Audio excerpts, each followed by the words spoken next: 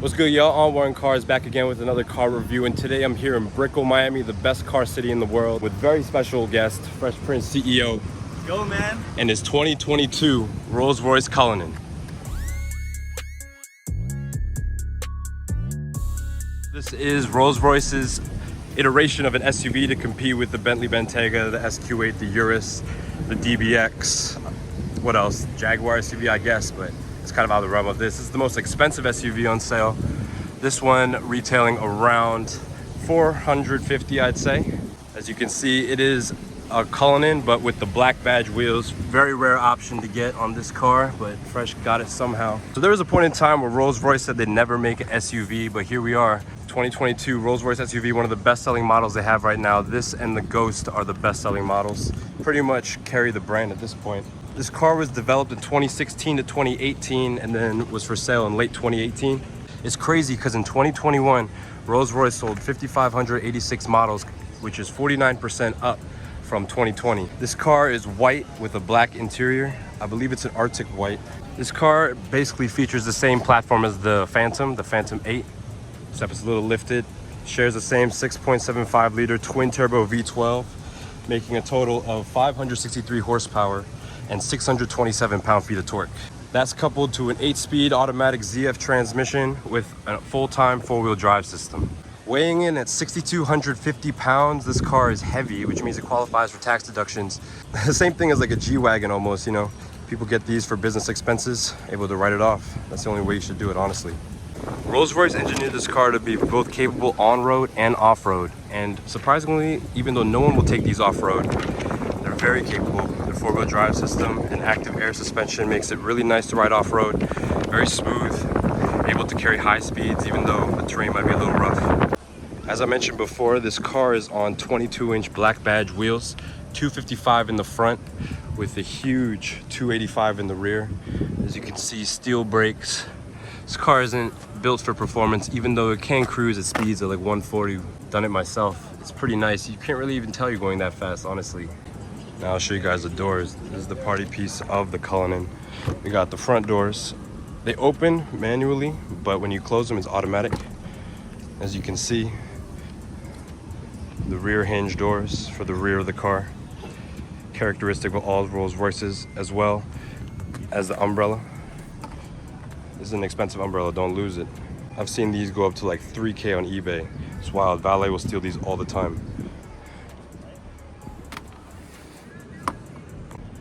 Automatically closing doors, all you gotta do is hold the button right here and they shut by themselves. Rolls-Royce didn't install an automatic opener, obviously, because they didn't want people just opening the doors whenever and slamming them into cars parked close, even though that would have been tough to have an option to do so. All right, let's pop the hood of this car and see that 6.75 liter twin turbo V12.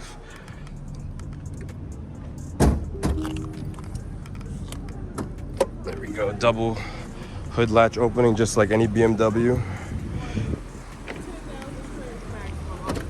As we can see, 6.75 liter twin turbo V12 making a total of 563 horsepower and 627 pound-feet of torque. This thing's a monster, but at the same time, it's the smoothest drivetrain you could ever feel. You really don't feel any of the gear shifts with the 8-speed ZF, and it's just so smooth with the active air suspension. Weighing in at 6,250 pounds, this car still moves with a 0 to 60 time of 4.7 seconds. It feels faster than that, honestly, but that's what it's rated as. One of the smoothest powertrains available on the market today. As you can see, the Spirit of Ecstasy signature of all Rolls-Royces. If I grab it, it'll probably retract into its little spot, but I'm not gonna do that because I have seen that break. See Rolls-Royce badge on either side, as well as the floating hubcaps, which level at all times, so you know what you're looking at. You know, it's definitely a Rolls-Royce. I think it's crazy when people put like Forgiatos on these cars and they don't get the floating hubcaps. Like, you really like skip the best part. As you can see, moving on to the rear, we have the signature Rolls-Royce tail lights, the vertical lights with the Rolls-Royce logo in them on all four corners. You know what you're behind when you see one of these. Moving down below, we have quad tips, and it's crazy because the tips aren't the same size. You've got smaller ones on the inside compared to the ones on the outside. Just another little design feature, but still with the fake exhaust ports. Standard on cars, this new. They really ditched the traditional exhaust, which is a shame in my opinion. You can see this has a spoiler on the top which conceals the wiper. You can see it in there, just hiding. Makes a lot cleaner design, makes it look a lot better than having a wiper tacked on to the bottom right here. This car is priced in between the Ghost and the Phantom. The new Phantom 8 can cost up to $500,000. This one starting at $350,000, but with options you're gonna look at like $450,000 for a pretty optioned out car. As I said before, these have the really rare black badge wheels, which were only made for the black badge. So someone with the black badge had to give up these wheels for it to be on this car. And that's how you know this is fresh as Rolls-Royce, because no other white Cullinan in the city has the black badge wheels. I was at Carbone's last night and I saw 3 white Cullinans all parked in a row, but none of them were freshes because they all had those standard wheels. This car features a double wishbone front suspension as well as a 5-link rear suspension. Turning radius is actually really good for this car because it does in fact have rear steer, meaning the rear wheels turn opposite directions at low speeds and same direction at high speeds to make for greater cruising stability. Here we have the Rolls-Royce key, which is leather wrapped to match the interior color. This car is white on black, so it is a black key. If I had a red interior or a brown interior car, the key would actually be brown or red to match the interior. Chrome wrapped around the windows as well as the door handles, stainless. This is real metal. It's not plastic or anything like you see on cars usually. It's real metal. They really didn't care about the weight for this car, so metal. Everywhere you see is chrome is actually chrome, including the fake exhaust tips. Chrome door handles, key slot, side logo, ecstasy, stainless steel grille. This car does not have fog lights, which is interesting. You know, you'd think that on a car like this it would have fog lights just for practicality, but it does not feature them. Moving on to the interior of the car, we can see it is very classic Rolls-Royce. We have the typical Rolls-Royce steering wheel with the RR logo in the middle. Tons of buttons on either side, lots of options in this car. As I said, it's fully loaded, everything except the panoramic sunroof. But instead you get a starry headliner, which in my opinion is a way better option. You have digital gauges. Rolls-Royce characteristically uses regular gauges, and you can tell they have the regular gauge outlines, but the interior of the gauge is digital. Top speed 160, easily achievable. What I love about Rolls-Royce is all these buttons are actual metal. So starting on the left side, we have the light controls as well as the start stop. Typical Rolls-Royce, the start stop is on the left. Only really shared with Porsches. It's an interesting feature that harkens back to Rolls-Royce of the past. Rolls-Royces are British cars, so they typically are right-hand drive, but being left-hand drive, they still put this on the left-hand side. Rolls-Royce uses the same UI system as BMW, so the newest BMW user interface system. Very nice, very smooth. What I love about Rolls-Royce is they keep it old school. Like these things, like an organ almost, you push and pull them to open and close the vents. They feel very smooth, very heavy. It's such a good feel. Nothing in this car feels cheap. There is no creaks or rattles. Everything is solid. Below that, we have the HVAC system. They want to keep it standard Rolls-Royce, but they know their customer base is older, so they don't want to put in all this digital screens and stuff like newer cars typically do today. We have the climate speed, off, soft, medium, high, and max, not low. And it's not numbers, it's actual words. Pretty interesting. Same thing on the other side, we have 4-zone climate control. Instead of a temperature gauge like with a number, you just have these dials which turn red to blue. Again, keeping it old school. Rolls-Royce knows their customer base, and they know that most of them will appreciate having a car that was like cars they've had in the past. In the middle, we have the controller, which controls the iDrive system. I like to call it because it is the same as BMW, but just modeled for Rolls-Royce. To the right, we have the Rolls-Royce clock. This is one of only 2 places it says Cullinan in this entire vehicle. Interesting placement of the clock, because as a driver, it's kind of hard to see, but they had to put it somewhere and the screen was taking up most of the space. In my opinion, they should have done it like Bentley, how they have a rotating screen in the middle. How you have a flat black plate for one side, the next side is a clock, and the next side is a screen. As you can see, this car is optioned with black and wood. This wood is very smooth. It's like open pore wood, so it feels very natural. It's not lacquered in any way, it's not shiny, but it is very smooth, sanded down very well. As well as the bespoke audio sound system. We got 2 speakers right here. This car has a lot of speakers. I am not sure, probably over 20 speakers. And when I tell you it sounds good, it sounds real good. This car bumps stock. I believe it has a 600 watt amplifier, but this is 600 real watts. It's not 600 Amazon watts where it's like, you get like a 2000 watt amp and it sounds like decent. This sounds really good. The watts are real. Of course, on every Rolls Royce, you have to have the monogrammed headrest. It is an option, but I don't know of any Rolls Royce that was optioned without it. You really can't have a Rolls Royce without the monogram headrest. Moving on to the rear seat, as you can see with the suicide doors, makes a very easy egress and regress, entry and exit into the car. You can see that there is plenty of space back here. I'm sitting back here and you can see how much space in between my front knees with the seat at a reasonable spot. A little bit close for me driving, but it really doesn't make a difference. This car has tons of back seat room. As you can tell, the seat sits behind the rear door. So it's almost like a London limo in terms of your seating position. You're sitting up higher than the front seat, so you get a nice view of the front as a passenger. Sitting in the rear, as I shut this door with the interior door close button, we can see that this car is optioned with the rear entertainment package, which features a tablet as well as a picnic table.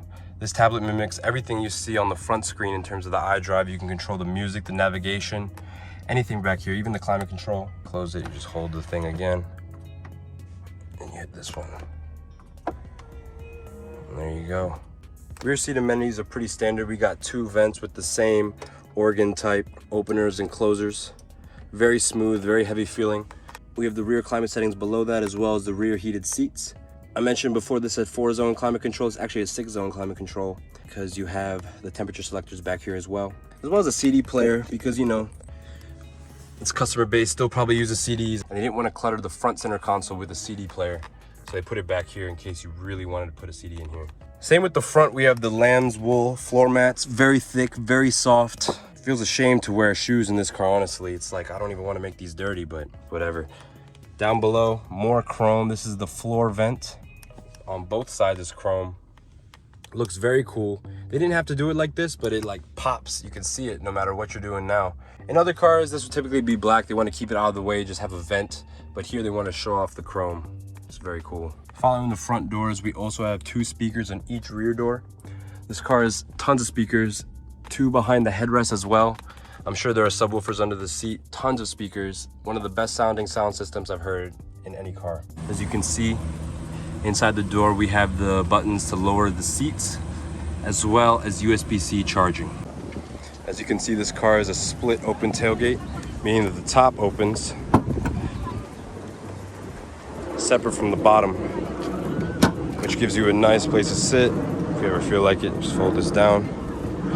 Similar to a Range Rover. Very nice. This car has 62.8 cubic feet of space when you fold down the rear seats, and 19.8 right here in the trunk area itself. All right, driving the Rolls-Royce Cullinan, first impressions. How do you turn off the parking brake? So to the left-hand side, you're gonna see the parking brake. Got you, okay. Takes a little long for it to get going, just like my LS. I guess it's like a luxury car thing. They don't want you flooring it off the line. Nice smooth takeoff experience. So yeah, right off the bat, this car, the steering is very light, very effortless. You can steer with one hand, or one finger actually. The car is very smooth. Feels like I'm riding in a boat on the road. Looks so cool seeing the Spirit of Ecstasy out in front. Wow, this car is very smooth, very quiet. I don't hear a thing outside. So what's your favorite part about this car? Honestly, man, how smooth it is. But also as well, like the ride is like, for example, I've been in Audis, I've been in BMWs, I've been in Mercedes, and it's a smooth ride, but you feel stuff. This car, you don't feel anything for the most part. Just driving along, like it doesn't even feel like we're moving. But it's so big, it's like you're like in a tank. So it has that comfort of, okay, if anything hits me, they're in trouble. But it's so smooth, it's like butter. It's just like you're in a big boat, pretty much. This is something else. I've never felt a car this effortlessly to drive. And it's really fast. Like this car is super fast. Yeah, when we went to Cars and Coffee that one weekend, we were hitting like 140 and we were just floating down the highway. Yeah, it was just like, it's seamless. Past Komodo. How was that last night? I actually didn't go. No. I just stayed home, man. I stayed home as well. But the car overall, man, is a great car, man. I mean, like, no complaints. It's a great car overall. AC is booming as well. Very, very, very, very nice. You can set the dials here, as you probably did earlier in your review. But yeah, can't complain. Yeah, even on soft, it got cold really fast. Just a wonderful driving experience. Are there things you don't like about the car? Things you don't like at all? Things that I don't like? Not really. I mean, the only thing I don't like is like they just keep it old school. But that's typical Rolls Royce. You really can't complain about it. Yeah, it's funny because all of them look the exact same. Like the year differentiation is very small difference. Yeah, so between like a 22 and a 21 and 20. Do you know what this has that's like new to 2022? Honestly, just the inside, maybe like the design, maybe like just maybe some of the features like this. Okay, yeah, like the materials. But that's pretty much it, bro. They're all pretty much the same. Stars as well. The... I think the 2019 Plus had stars. Because some of these don't have stars. But this one does. Yeah, driving along, you don't feel any gear changes. Yes, just seamless torque. As I said, 627 pound-feet, which is insane. Twin turbo V12. You could have pushed a lot more out of this, but Rolls-Royce wanted it to be a seamless driving experience, very smooth. And so you have a very under stress, big twin turbo V12. Yeah, man, it's crazy driving around like everyone stares. Yeah. How does that make you feel? It's funny because they're like, who's in this car? But she wants your number, bro. Right, for real. Your Anwar, she wants your number, bro. You're driving the Rolls, she wants your number, bro. What you gonna do? There'll be plenty more. No, but yeah, this car does turn heads. Would you ride around Fishbowl? Maybe. I mean, it's classy though. Like it's not like Lambo is loud, obnoxious. This is more like a classy look, so it's more regal. Going down Brickell Ave. This woman's on her phone, man. Sheesh. Yo, I'm sorry to say, man. This video, women can't drive, bro. Yeah, no, they can't. Just keeping that buck with you, bro. Yeah. She on her phone making a turn, not looking. Typical. Now, I will say this though, like, if you're scared of driving big cars, or you're not like okay with driving a bigger car than usual, then it's gonna shock you because it's really big. Like, parking is an issue too. If you're not like ready to park a car this big, yeah, it's gonna be an issue. Yeah, I really like the driving position. You're really high up. You're taller than everyone else. Very commanding driving position. This car drives so smooth, even with the 22-inch wheels on these terrible Miami streets. You really don't feel anything.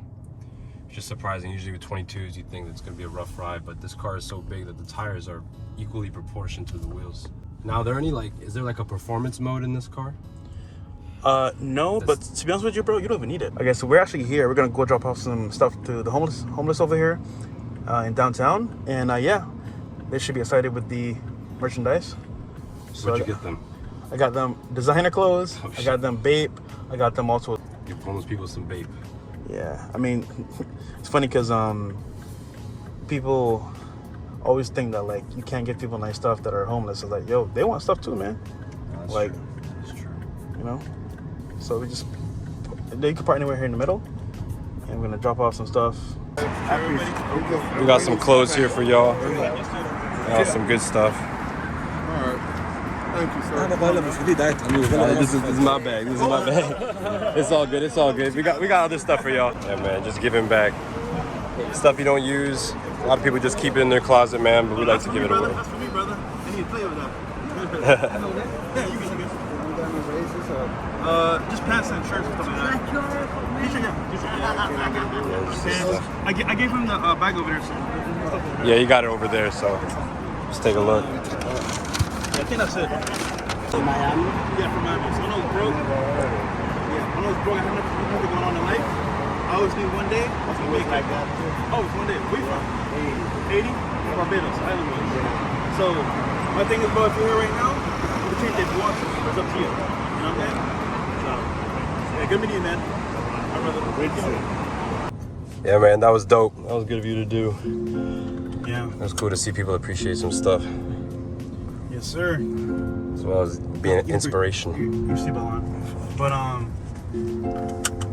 hey man, dude, when I was broke, and if I was homeless, I would hope the same happens to me. Like someone, you know, comes and brings some clothes or maybe some like deodorant, you know, stuff like that, because it helps. Because like the guy just said, he's working a job. Just he got put up by his brother, so.